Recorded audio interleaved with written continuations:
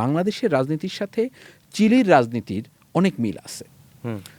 পিনোশে যখন ব্রুটালিটি করেছিল তখন মিশেল ব্যাশেলেটের বাবাকে হত্যা করা হয়েছিল এবং তারা ওখান থেকে পালিয়ে জার্মানিতে চলে যান, সেখান থেকে ফেরত আসেন এবং একসময় চিলির রাষ্ট্র ক্ষমতায় যান মিশেল ব্যাশেলেট।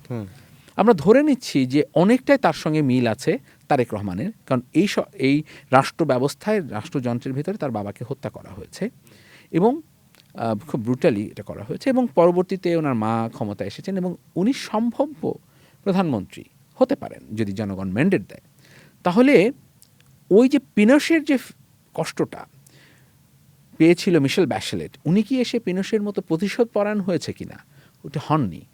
আমরা মনে করি যে তারেক রহমান যদি ওই প্রতিশোধকে না ফেরত আনেন, যে কাজটি শেখ হাসিনা করেছেন, যে উনি সবসময় যখনই ওনার সব কিছুর ভেতরে উনি ওই প্রতিশোধের স্পৃহাটা রেখেছেন, এতে মানুষজন তাকে নিয়ে সামনে এগোতে পারে না। এটা খুব ক্ষতিকর।